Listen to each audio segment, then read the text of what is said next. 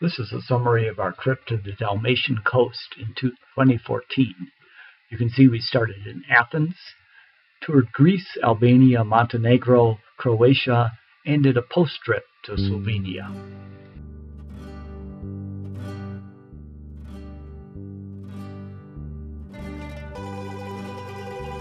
After our flight to Athens, we went to our hotel, which was just blocks from the Acropolis, so we decided to go to the Acropolis Museum on our first afternoon.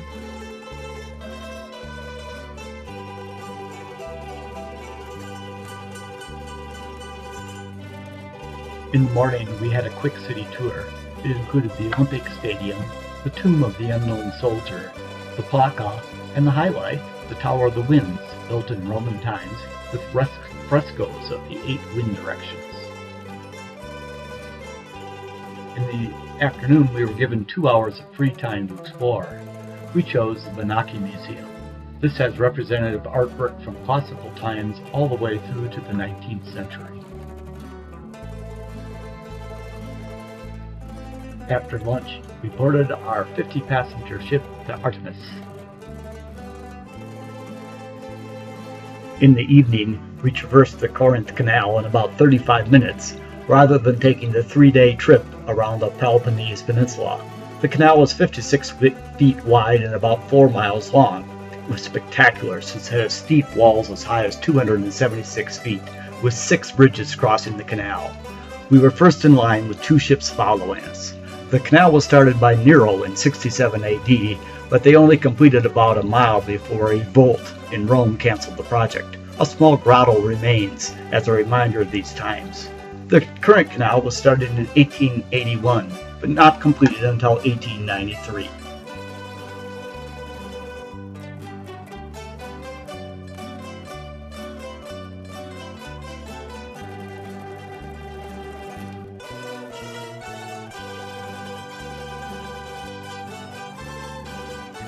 Our first port was outside the ancient city of Delphi, home of the Greek oracle.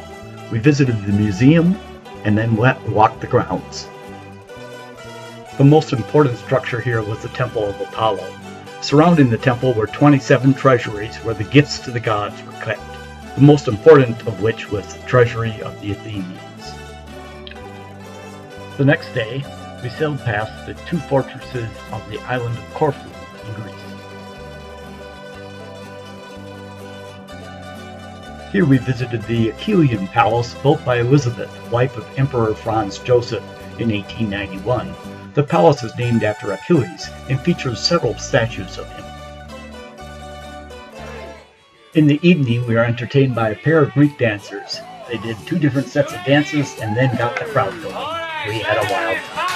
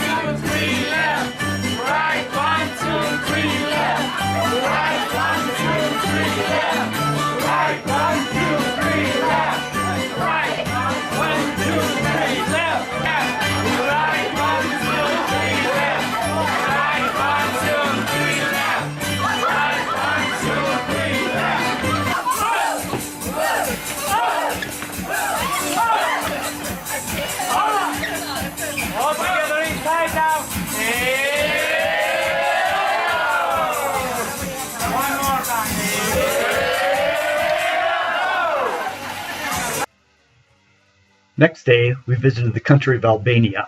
Its dictator, Enver Hoxha, isolated the country from the rest of the world. He convinced people that foreigners were threatening to tear up the country.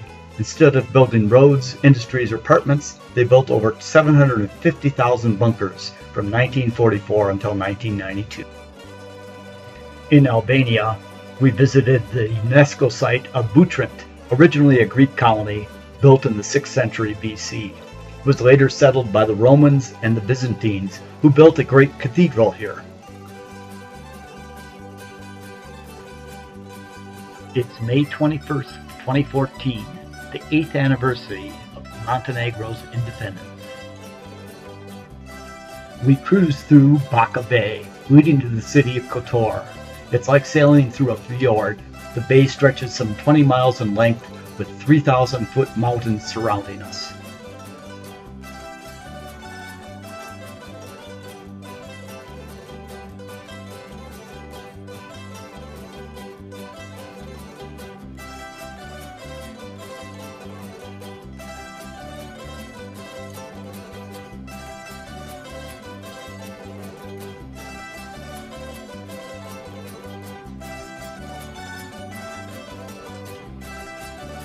In the evening, we had our first wedding on the ship.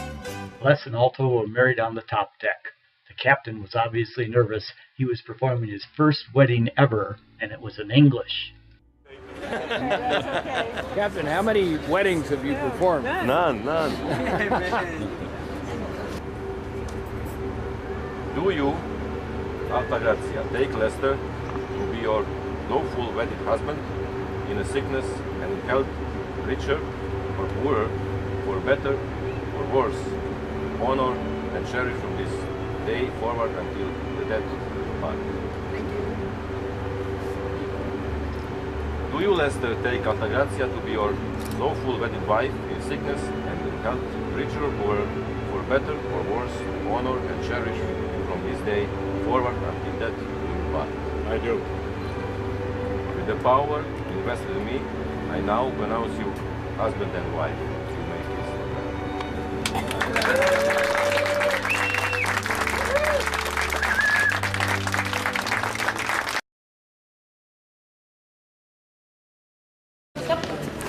We're in the city of Kotor with the walls above us, which are lit at night. You can see the Our Lady of Health steeple. Up at the top is a fortress, and then the walls that come on each side. We're going to wander the streets a little bit, see what we see.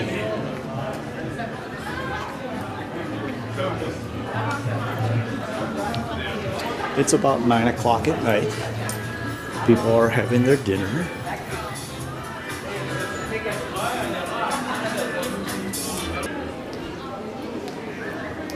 Hello.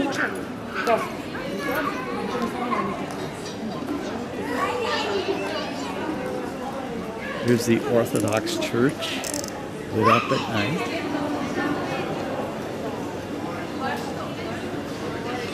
Some more cafes.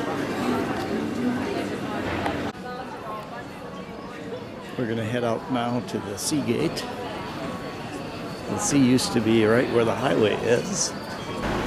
I see evidence here of the Venice having taken over this area. And then as we approach and look at the gate,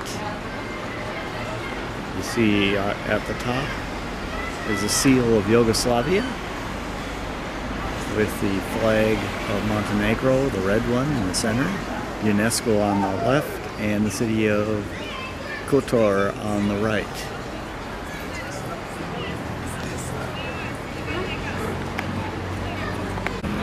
We're right near the harbor that our boat is docked, and this is probably the best example of how the walls go, not only along the river here, but then up above, ascending 280 meters above the city, and then coming back down on the other side. All in all, a magnificent medieval fortress.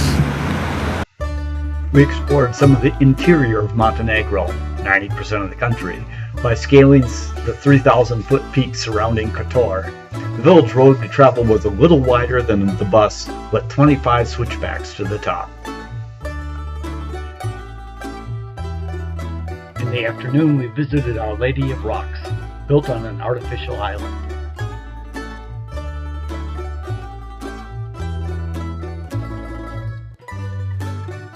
We sailed at about 4 p.m., arriving in Dubrovnik at 8:30 p.m. One of the trip highlights was touring Dubrovnik at night without all those tourists. Inside the walls, this is the main street.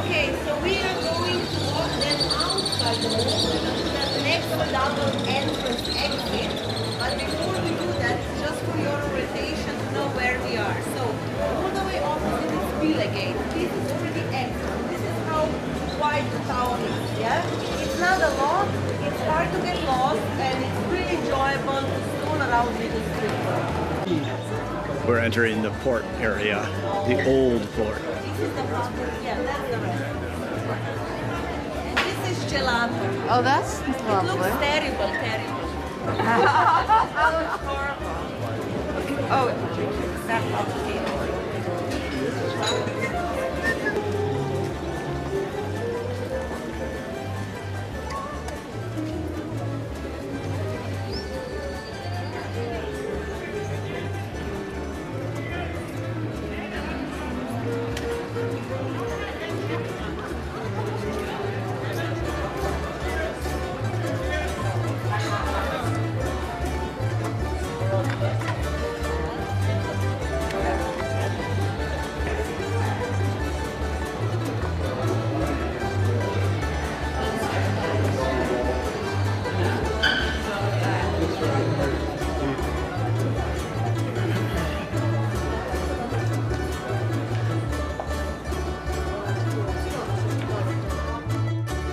The next morning, we had the traditional tour of Dubrovnik, including the Franciscan Monastery, home of the oldest continuous operating pharmacy from 1317, and the Rector's Palace, which displayed furniture and artwork of the city.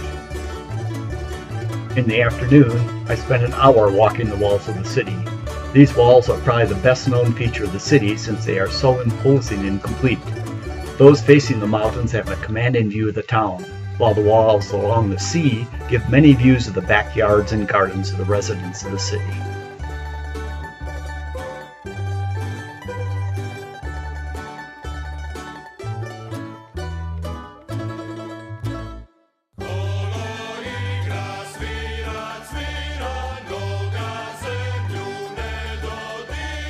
In the evening, we traveled to the village of Prejama for our home-hosted dinner.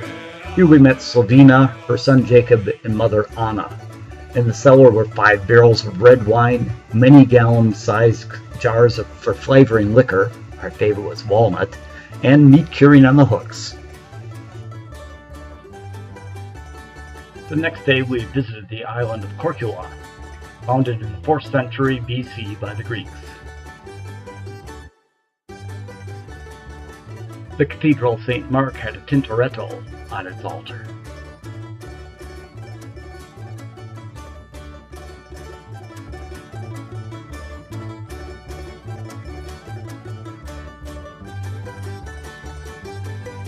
Another day, and it's the island of Hvar.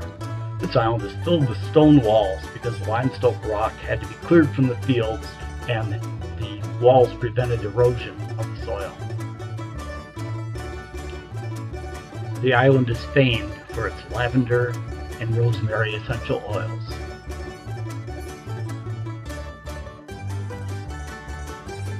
We drove to the village of Prejama with its unique fortified church built in 1571 as a fortress against the Turks.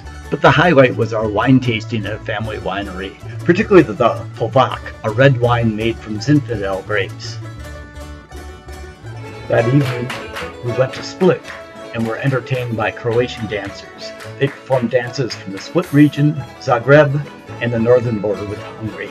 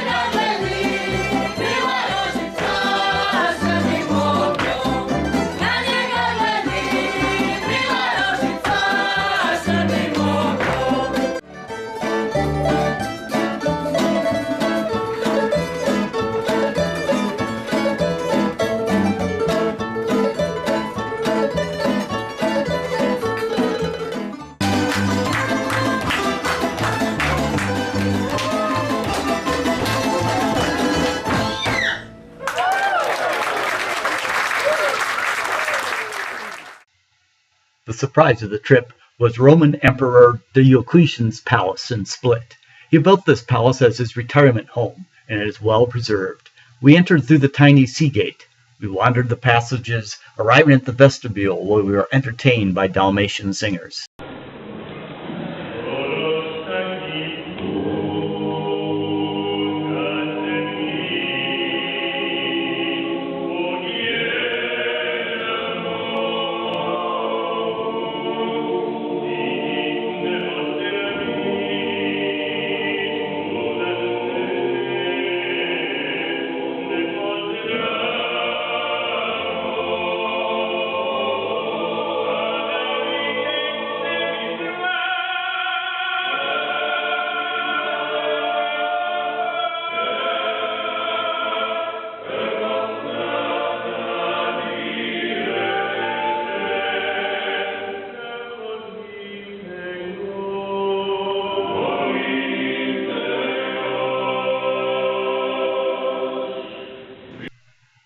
The Emperor's mausoleum has been turned into a Catholic cathedral. Then we had the treat at noon of seeing the Emperor himself.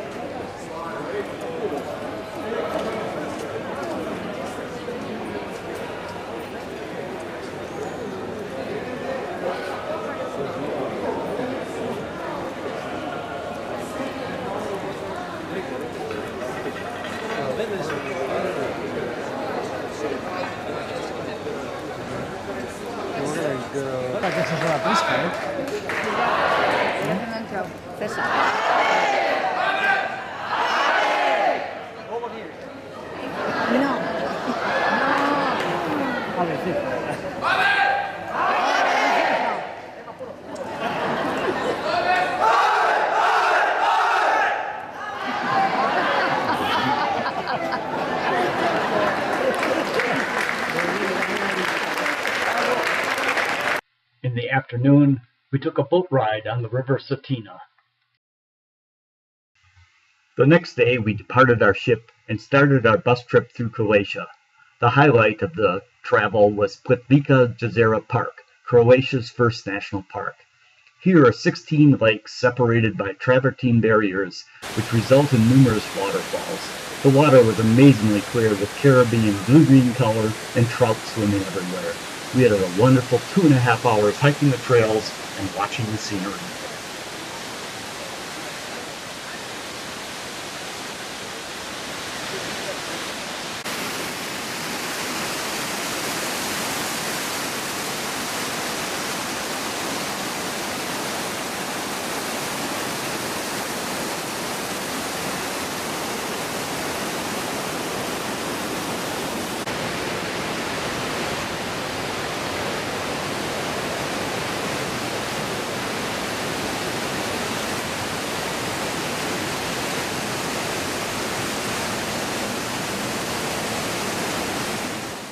We visited the town of Tiran in Croatia. This was the first line of defense between the Croats and Serbs during the Homeland War. The town was virtually destroyed by 1995.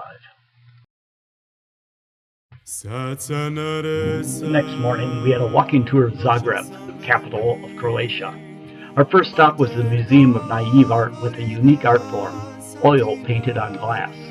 Outside the museum, we saw St. Mark's Church with its tile roof. We kept running into a school group who were going around the city learning their Croatian history. They were met by various characters like the Hungarian king, a girl in typical costume, and a priest. On our last day of the main trip, we visited the town of Varazdin, former capital of Croatia. The town is known as the Town of Angels, which were everywhere.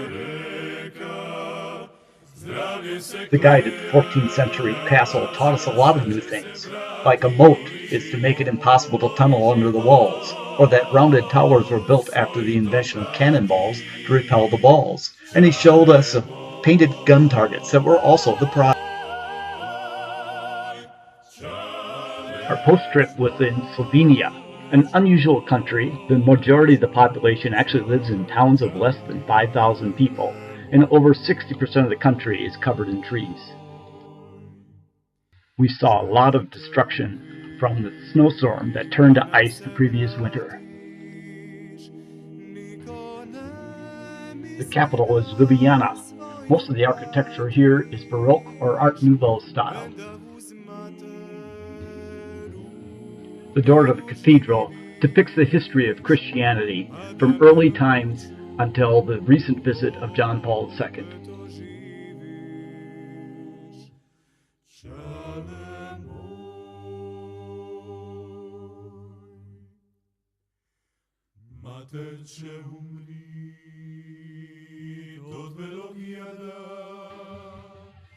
We spent the next 3 days headquartered in the beautiful town of Bled, Slovenia. Petra took us to Triglav National Park, Slovenia's only national park. The school children are brought here to learn about nature. It was very picturesque with spring flowers, high mountains, and traditional shepherd houses. We headed to Bled Castle on the hill. Originally built in 1004 as a bishop's residence, they were having a medieval festival with performers from Slovenia, Italy, and Germany.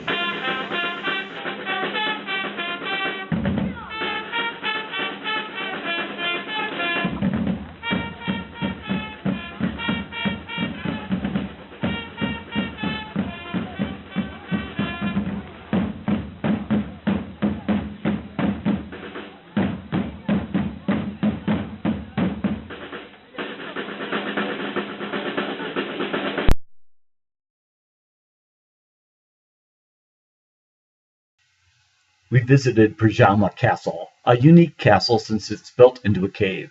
The original castle was built in the 12th century, but it became famous in the 15th as the hiding place for Slovenia's version of Robin Hood, known as Artemis. Inside they had carved channels in the cave rock to channel the water into a cistern. After a quick lunch, we went to Pastonia Cave. The tour started with a ride to get to the interior of the cave. This had to be the insight for the start of Walt Disney's Thunder Mountain roller coaster. While we didn't go up and down, we did have several sharp curves as we passed by the stalactites and stalagmites.